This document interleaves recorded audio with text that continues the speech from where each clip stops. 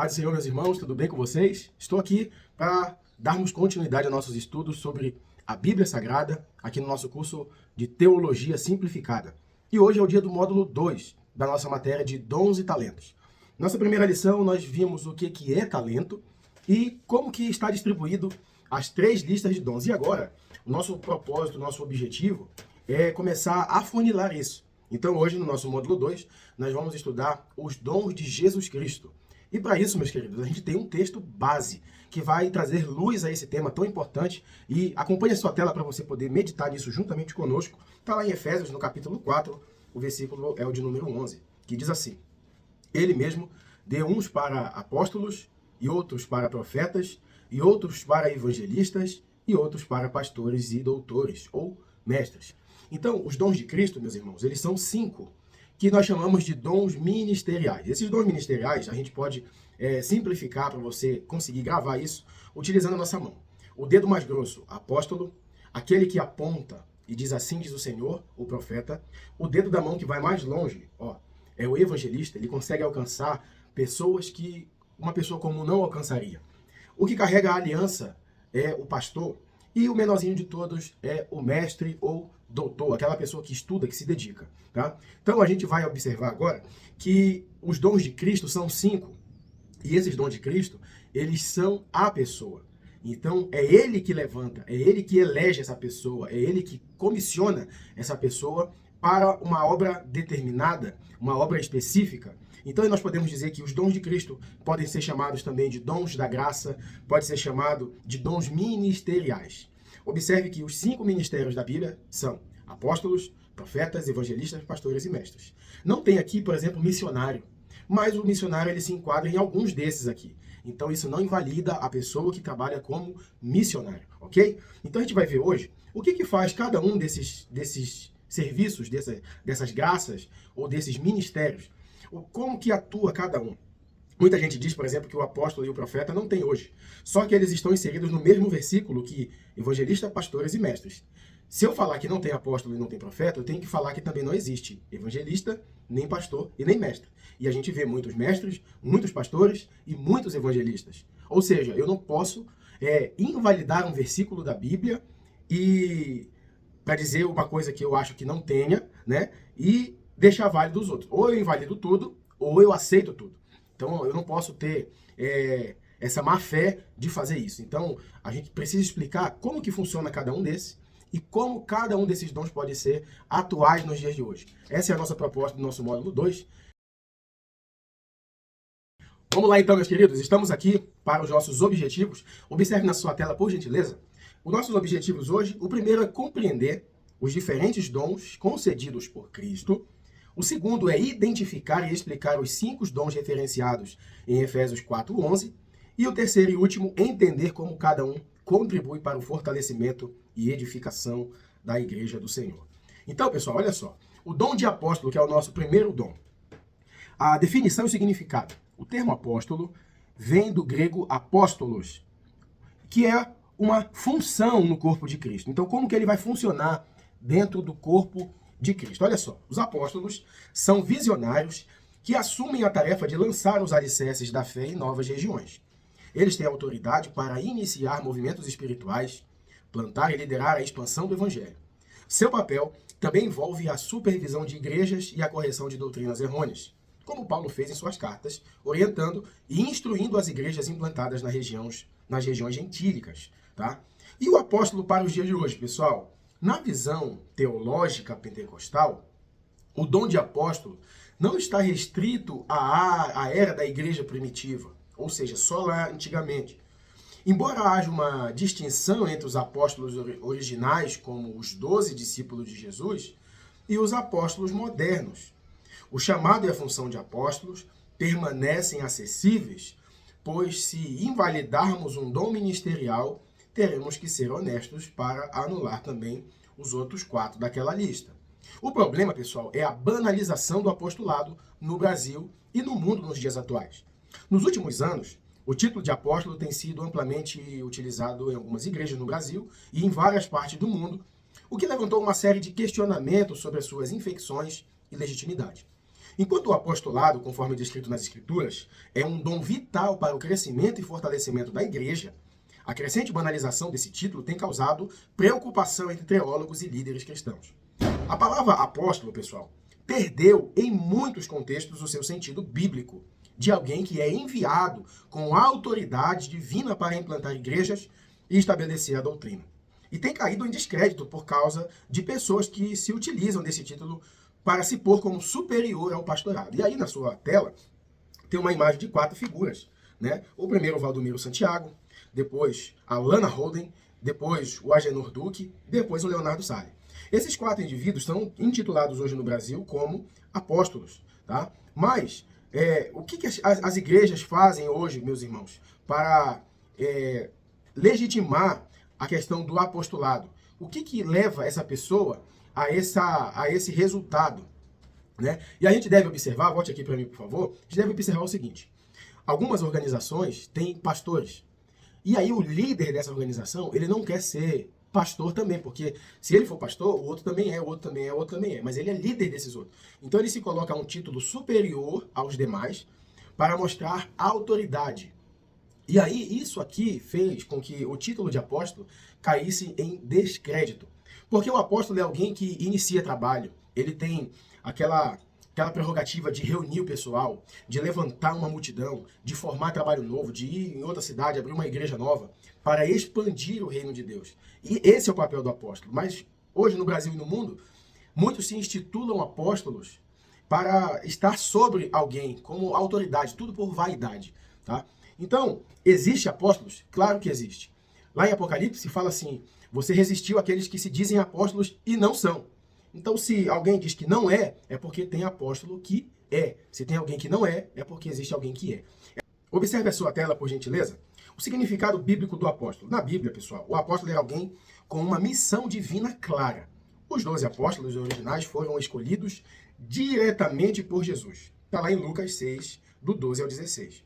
E o apóstolo Paulo foi comissionado diretamente pelo próprio Cristo ressuscitado. Está lá em Atos, quando Cristo aparece para ele no caminho de Damasco. Tá? O apostolado envolve não apenas a pregação do evangelho, mas também a fundação e supervisão de tendências, a correção doutrinária e a capacitação de novos líderes. Esses líderes possuíam uma responsabilidade única e solene. Agiam como representantes autorizados de Cristo, com a missão de expandir o reino de Deus por meio da plantação de igrejas e do ensino da palavra de Deus. Então, pessoal, a função de apóstolo ela é muito simples. É uma pessoa dotada de autoridade e chamado bíblico para expandir o evangelho e o reino de Deus, corrigir doutrinas erradas. É por isso que o apóstolo, representado pelo nosso dedo aqui, polegar, ele é o único que consegue atingir todos os outros dedos da mão. O apóstolo tem essa capacidade. O problema, eu quero conversar com você agora sobre isso. O problema, meus irmãos, é que hoje, um curso de teologia, a gente precisa falar isso. Hoje, as pessoas não têm mais, além de querer ser superiores aos outros, a igreja não tem mais parâmetro para obreiros, para levantar novas lideranças, né? Lá em 1 Timóteo, observe a sua tela, por gentileza, no capítulo 3, vai trazer uma relação do que um obreiro precisa ter para ser um obreiro, para estar apto ao ministério. Eu coloquei a lista aí, observe por gentileza. Diz assim, olha: irrepreensível, marido de uma só mulher, vigilante, sóbrio, honesto, hospitaleiro, apto para ensinar, não dado ao vinho, não espancador, não cobiçoso de torpe ganância, moderado, não contencioso, não avarento, que governe bem a sua casa, ter filhos em sujeição, modesto, não neófito, ter um bom testemunho e uma consciência pura. Então, observe que dessa lista aqui, 90% ou 100% já foi reprovado. Tá? Mas qual que é o que eles falam hoje? Tem que ser dizimista, tem que ser, tem que estar em todas as reuniões de obreiro, tem que ser, na verdade, irmão, desculpa falar, pelego, ter panelinha, ser apadrinhado por alguém. Tem muita gente que tem chamado de Deus, tem muita gente que tem unção de Deus e não ascende ao ministério porque não faz parte de panelinha, porque não fica puxando sardinha dos outros, porque não fica fazendo coisas, como é que eu posso dizer, regras de homens, doutrinas de homens, a verdade, tá? E aí nunca vão. E já tem gente que não tem nenhuma dessa aqui, não é irrepreensível, não é marido de uma só mulher, é neófito, ou seja, novo convertido, não é vigilante, não é sóbrio, é ganancioso e vira pastor. Por quê? Porque é empresário, porque se veste bem, porque fala bem, porque tem um dízimo bom. Mas o que a Bíblia pede? É isso aqui que está em 1 Timóteo, no capítulo 3. Se o sistema religioso que você faz parte tem te frustrado por causa disso, ainda dá tempo de você resolver a sua vida. E nós ficamos à disposição de conversar com você acerca disso. Mas o objetivo, queridos, é que você abra os seus olhos pela palavra de Deus, conhecereis a verdade e a verdade vos libertará, João 8,32, tá? Então, por quê? Observe a sua tela, por gentileza. Colocam na sua cabeça que existe uma escada maldita. Eu chamo isso de escada maldita. As pessoas colocam na sua cabeça que você tem que ser cooperador, depois diácono, depois presbítero, depois evangelista, depois pastor, depois terceira pessoa, quarta pessoa da Trindade, depois vice-deus. Não, não, absolutamente não. Tá? Eu conheço pessoas piedosas, volta aqui para mim, por gentileza. Eu conheço pessoas piedosas que são ótimos obreiros, ótimos diáconos, e nunca vão ser presbíteros, e tá tudo bem. Tem gente que é ótimo cooperador e nunca vai ser diácono. Tem gente que é um ótimo cristão, mas nunca vai ser um pastor. E tá tudo bem. O problema é que o evangelicalismo no Brasil hoje coloca na sua cabeça que a igreja é como se fosse uma empresa, que você tem que ser promovido de 1 em 1 ano ou de 2 em 2 anos. E eu conheço vários homens de Deus, piedosos, que se sentem frustrados porque eles já estão na igreja há 15, 20 anos e ainda são cooperadores ou diáconos. E nunca chegarão ao presbitério. Né? E tem outros que chegam já cedo e já sobem direto, já estão lá no cargo de destaque. Gente, cada um tem um tipo de chamado. Agora, é de se entristecer quando esse chamado, essa ascensão acontece de forma inescrupulosa, porque a pessoa é influente, ou o dízimo é alto, ou porque tem condições, ou é político, alguma coisa nesse sentido. Isso aqui eu chamo de a fórmula do fracasso. Seja um bom obreiro, mas seja também um bom pai, um bom filho, um bom marido, um bom irmão, um bom tio. Tem gente que é um sucesso na igreja e é um fracasso em casa, tá? Mas o apóstolo está lá. E você sabia, olha, muitas denominações têm utilizado os dons ministeriais como forma de manipular, explorar e persuadir as pessoas em busca de objetivos inescrupulosos, mas a igreja de Cristo deve ser ensinada corretamente e fugir disso. Então esse é o dom do apóstolo. Resumindo aqui, o apóstolo existe ainda, meus irmãos? Claro que existe, mas não do jeito que está sendo apresentado aí. E a forma que está sendo apresentada aí, totalmente errada, não invalida o dom do apóstolo, que é um dom da graça, um dom ministerial. O segundo é o dom de profeta. Olha só, definição e função. O dom da profecia envolve a comunicação de mensagens de Deus ao seu povo. Os profetas são instrumentos de Deus, trazendo revelação e advertências. Característica do profeta. Primeira, revelação. O profeta fala em nome de Deus, trazendo sua mensagem ao povo. A segunda, exortação. Além de prever eventos futuros, os profetas também exortam e corrigem a igreja. E em terceiro, o discernimento. Um bom profeta deve ter discernimento espiritual para diferenciar a voz de Deus e a das outras influências. E a sua distribuição na igreja, meus queridos? Os profetas desempenham um papel vital nas comunidades cristãs, oferecendo orientações e advertências divinas. É crucial que as igrejas testem e reconheçam a autenticidade das profecias, conforme 1 Tessalonicenses 5, do 20 ao 21. Podemos dizer que o profeta é portador da maior profecia que existe, a Bíblia Sagrada. O dom ministerial de profeta torna a pessoa capaz de ler, meditar, compreender as Sagradas Escrituras através do estudo e por revelação do Espírito Santo de Deus.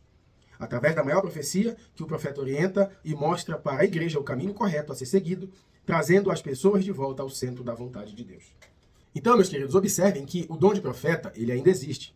É aquela pessoa levantada por Deus que consegue ler a palavra, meditar e entender a palavra, e através disso ele tem luz, ele tem inspiração e revelação da parte de Deus e consegue expor as Sagradas Escrituras. E quando as Sagradas Escrituras são expostas, traz correção, edificação, exortação e consolação para a igreja. Então o profeta é essa pessoa que traz de volta as pessoas que estão saindo do caminho de volta para o caminho. Essa é a função do profeta. Pergunto, você é um profeta? Você conhece algum profeta? Isso é muito importante nós sabermos. E observe o foco na lição na sua tela, por gentileza, que vai dizer o seguinte: o dom ministerial de profeta existe ainda hoje, porém existe uma diferença muito grande entre os profetas do Antigo Testamento e os profetas dos dias de hoje. Qual que é a diferença, irmão? O profeta do Antigo Testamento, ele sentia a dor de Deus. O estilo de vida dele era outro. Ora jogado na cisterna, ora decapitado.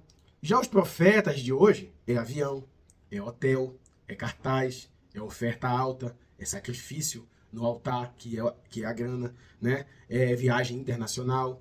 Então existe uma diferença muito grande dos profetas do Antigo Testamento para os profetas de hoje. E outro, profeta, irmão, ele era levantado por Deus para trazer uma mensagem dura de correção. Pega a Bíblia, lê a Bíblia e observa que os profetas são levantados para corrigir, para exortar, para trazer luz daquilo que está escuro. E os de hoje, a maioria, ainda tem profeta hoje, mas a maioria dos que estão aí, eles profetizam de acordo com a oferta que recebe. A bandeja está quentinha, olha o anjo passando, Deus está contigo, Deus vai alargar as tendas, Deus vai aumentar as portas. E aí, muita gente na igreja está totalmente errada com Deus e a profecia que vem é essa: Deus está contigo, né? Então a gente deve tomar muito cuidado. Vamos lá para o próximo? O próximo dom ministerial é o de evangelista. O evangelista, pessoal, é aquele que se dedica a pregar o evangelho e a fazer discípulos para Cristo. O termo é derivado do grego evangelistas, que significa portador de boas novas. A função do evangelista é a pregação do evangelho, porque o foco principal do evangelista é compartilhar a mensagem de salvação. E também, uma das funções dele é o treinamento. Além de evangelizar, os evangelistas muitas vezes treinam outros cristãos para que também compartilhem a fé. E outro ponto, a outra função é a mobilização. Eles mobilizam a igreja para o trabalho missionário, encorajando os crentes a se envolverem ativamente na evangelização. E a distribuição na igreja. Evangelistas são essenciais para a expansão do reino de Deus. A igreja deve apoiar suas atividades missionárias e criar oportunidades para que todos os membros se envolvam na obra evangelística. A diferença de um bom evangelista para os demais é que o bom evangelista é aquele que sabe discipular e ganhar pessoas pelo seu cuidado e o amor, e não por sua religiosidade e ativismo, mas destaca o verdadeiro evangelho pela capacidade de manter e formar o caráter de Cristo em seus discípulos. Essa corrente crescerá com o passar do tempo e o reino de Deus ganhará em todos os aspectos para o seu ministério. Então, queridos, o que é o evangelista? Lembra que eu falei que não existe o dom de missionário? Mas o missionário se enquadra aqui tanto no apóstolo quanto também no evangelista. Por quê? O evangelista é aquela pessoa que tem a capacidade de ir onde as pessoas não vão. E quem é que faz isso hoje em dia? O missionário. Ele está sobre uma missão. O que eu não consigo entender, meus irmãos, é como existem tantos missionários que não fazem missão. Tem muitas pessoas que pegam cargo na igreja, que pastores colocam como missionário, mas não saem da cidade. Não, o missionário é aquele que está sob uma missão. E qual é a missão da pessoa? Ir no culto? Então todo mundo é missionário. Você vê como que é difícil isso? Então o missionário, ele tem a capacidade, não é de ganhar almas, porque nós não somos espíritas, nem caça-fantasma. O cristão, ele deve fazer discípulos. Mateus 28:19. E de fazer discípulos de todas as nações, batizando-os em nome do Pai, e do Filho, e do Espírito Santo. Então, o missionário é aquele que faz discípulo. Você gera. E Paulo chega a dizer que a gente deve sentir dor de parto por aquela pessoa até Cristo ser formado nela. Olha só que interessante isso, meus irmãos. Então a gente precisa ter isso em mente. Nós precisamos ser missionários ou evangelizar. Essa é a função de todo crente. Só que tem gente que tem essa aptidão. Ele é um evangelista. Ele não se tornou. Ele é um evangelista. O pastor André Moraes, meu amigo, que congrega junto comigo na família Ágape, ele trabalha de mecânico e ele tem uma empresa de caminhões. De 10 minutos, ele acaba de conhecer um caminhoneiro ali em algum posto, em algum lugar, ou ele está arrumando o caminhão de alguém. Em 10 minutos de conversa, ele já faz o apelo e aquela pessoa aceita Jesus.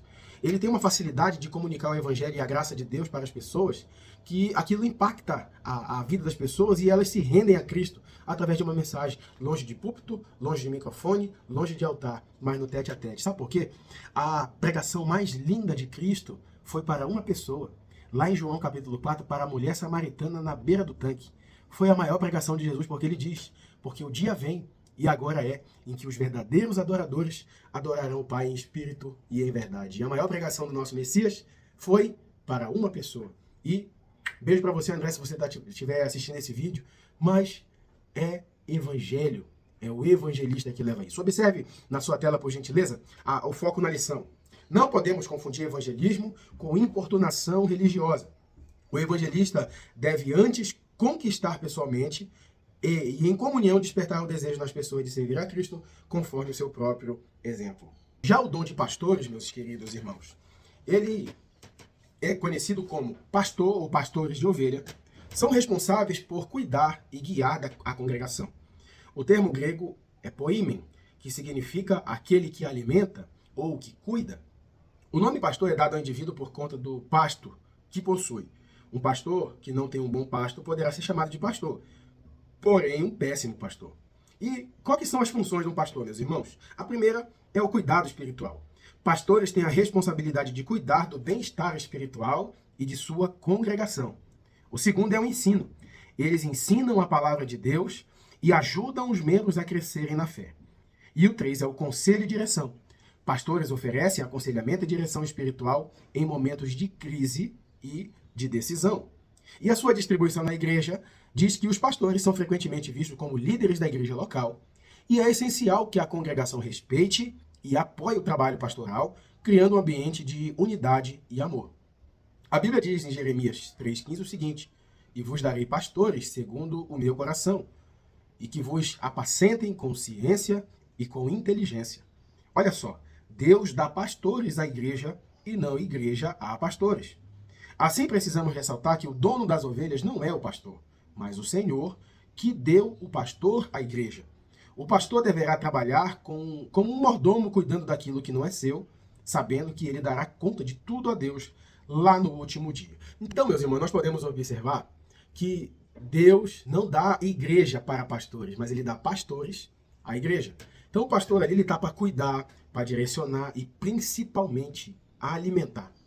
O pastor ganha o título de pastor por causa do pasto, por causa do alimento que ele proporciona para as ovelhas.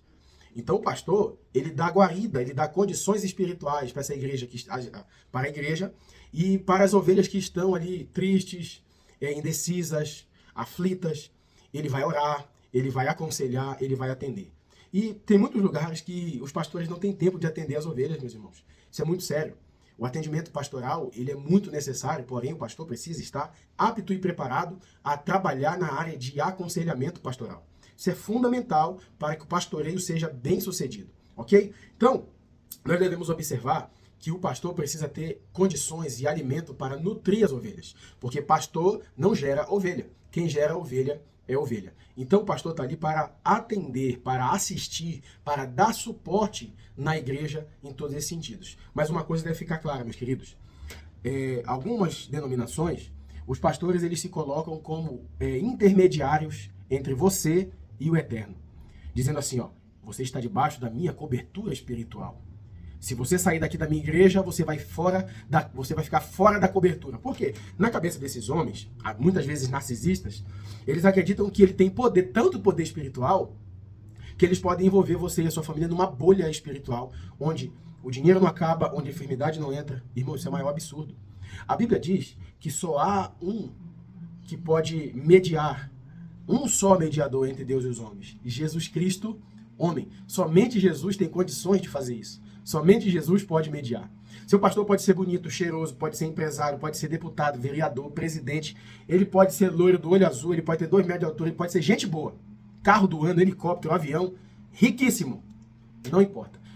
O seu pastor não tem condição física, emocional, espiritual e nem humana para te cobrir, para dar para você cobertura espiritual. Seu pastor pode sim dar aconselhamento, seu pastor pode dar intercessão e oração e te mostrar a direção e te alimentar com a palavra. Mas cobertura espiritual, queridos, somente em Cristo, tá? Então, que fique muito claro isso para você. Não existe homem no mundo, porque a Bíblia fala que não há um justo sequer, mas somente um.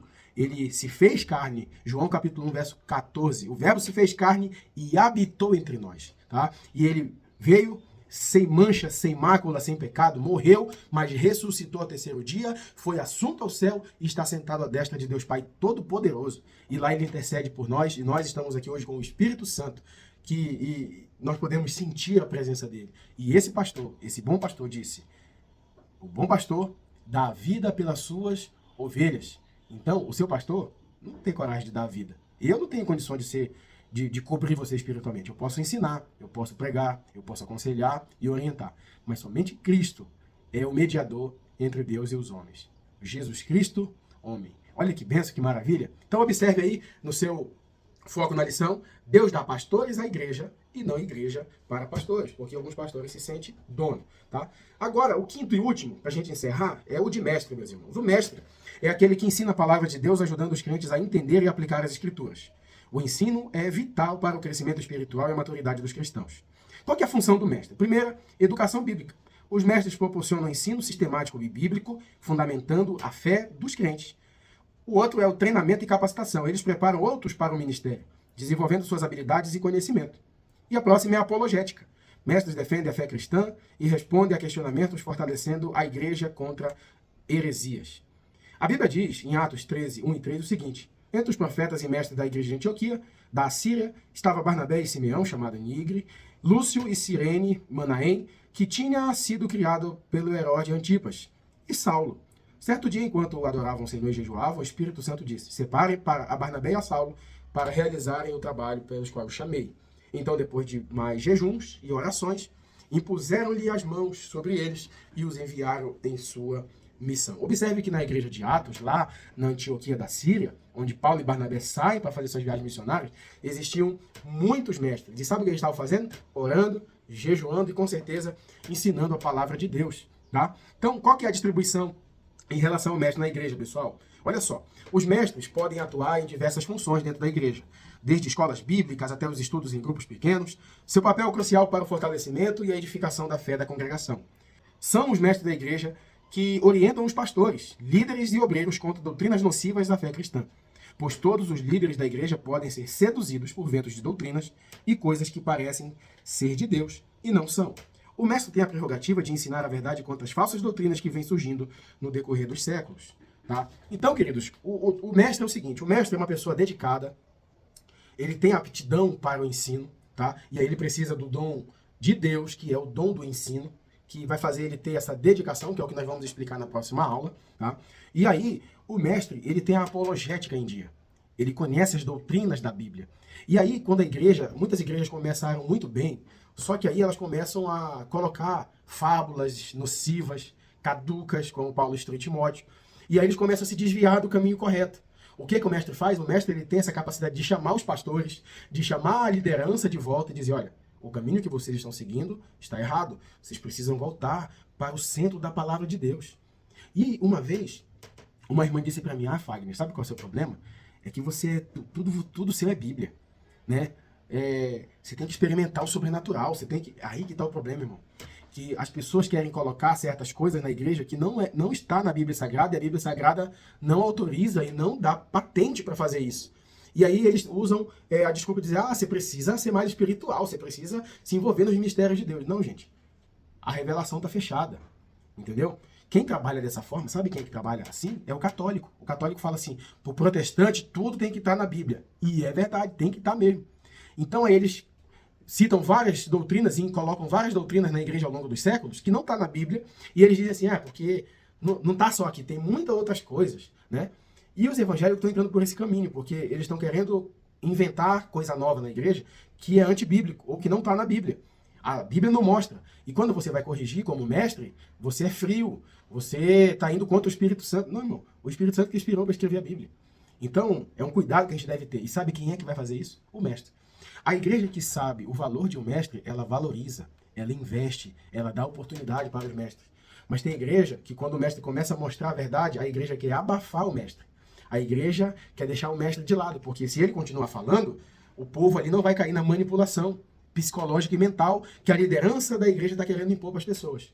Então, irmãos, é libertador. João 8,32 diz que conhecereis a verdade e a verdade vos libertará. Observe a sua tela, por gentileza. Nós vamos ver agora o seguinte: a maior missão de um mestre não é ensinar coisas novas para as pessoas, mas sim tirar todo o lixo que ela aprendeu no decorrer dos anos para poder colocar coisas boas e novas. Olha só, eu encerro a aula de hoje com essa frase.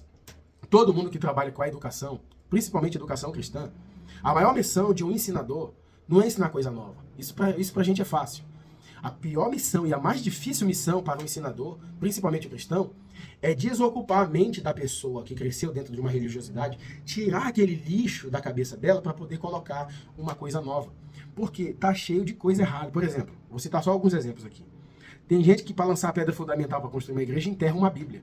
Aonde que a Bíblia fala sobre isso, meus irmãos? Ah, mas me ensinaram assim, desde os antigos foi assim. Mas está errado. Se os antigos fizeram isso, eles fizeram errado. Isso é macumba. Isso é mandinga. Outra coisa, quando você ora pelo pão da ceia, o que sobra, você não pode jogar fora, as crianças não podem comer, você tem que diluir ele na água, enterrar ou queimar. As pessoas estão divinizando os elementos da ceia. Não, gente, é um símbolo para a gente lembrar do sacrifício de Cristo. Tem gente que não dá ceia para a criança comer, isso é um escândalo para muita gente. Mas, se eu não puder dar o corpo e o sangue de Cristo para meu filho, para minha filha, eu posso dar o que para ele? Se uma criança não é digna de participar do corpo de Cristo, eu sou?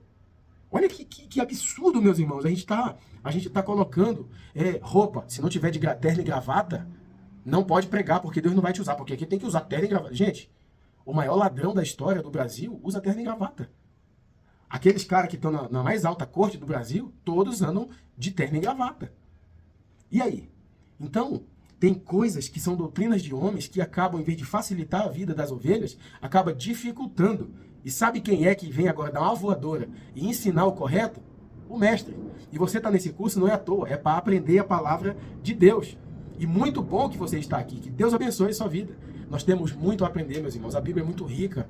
E que a gente possa, minha oração hoje, é que a gente possa se desprender dessas coisas velhas, dessas coisas loucas que o povo está ensinando aí, e que a gente possa mergulhar na palavra de Deus com todo o nosso coração, tá bom? Que Deus abençoe a sua vida, que você possa continuar, indicar para mais pessoas, tá bom? Faça parte disso e cresça na graça e no conhecimento do Senhor. Que Deus em Cristo te abençoe, em nome de Jesus.